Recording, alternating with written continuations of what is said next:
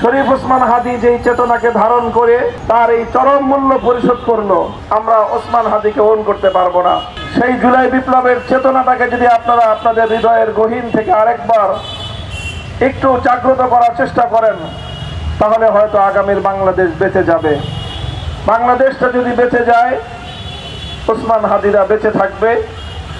আমরা আশা করি আমাদের এই ভাই শরীফ ওসমান হাদীকে ইনশাআল্লাহ, আমার প্রত্যাশা, আমার আশাবাদ যে আল্লাহ পাক রব্বুল আলামিন তাকে শতগুণ শক্তিশালী করে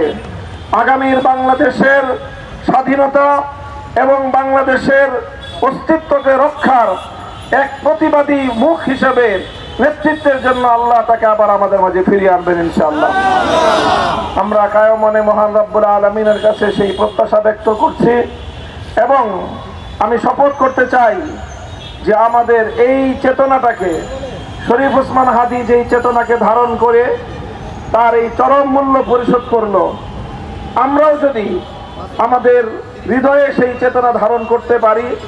তাহলে আসলে আমাদের এই কথা, আমাদের এই প্রার্থনা এবং আমাদের এই বক্তব্য এটা সার্থক হবে। আর আমরা যদি তার সেই চেতনাকে ধারণ করতে না পারি, তাহলে শুধু কুমিরের মতো কান্না করে শুধু অশ্রু ঝরবে, সত্যিকার অর্থে আমরা ওসমান হাদীকে ওন করতে পারবো না। তাই আজকে আমি আমার সারা দেশের সকল দেশপ্রেমিক জনতাকে উদাত্ত আহ্বান জানাবো, শরীফ ওসমান হাদীর জন্য আমাদের আজকে এমন একটি ঐক্যবদ্ধতার প্রয়োজন, এমন প্রতিবাদের প্রয়োজন, যেন যারা ওসমান হাদীকে হত্যা করে বাংলাদেশকে ভয় পাইয়ে দিতে চেয়েছিল, তারা যেন একটি বার্তা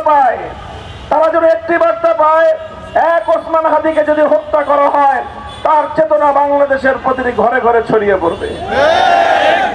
আমি সেই প্রত্যাশা ব্যক্ত করি। আবারও মহান আল্লাহ পাক রব্বুল আলামিনের দরবারে আমি আমাদের ভাইয়ের নেক হায়াত, সুস্থতার সাথে তার হায়াত কামনা করি এবং এই জন্য আমি সকলকে বলবো, আমাদের সবচেয়ে বেশি আল্লাহর কাছে দোয়া করা দরকার এবং প্রয়োজনে সাদাকা করে করে আমাদের ভাইয়ের পক্ষ থেকে আল্লাহ যেন এই সাদাকার বিনিময়ে আমাদের জাতির উপর থেকে এই বিপদকে আল্লাহ পাক দূরে সরিয়ে দেন এবং তিনি যেন সুস্থ হয়ে আবার আমাদের মাঝে ফিরে আসেন।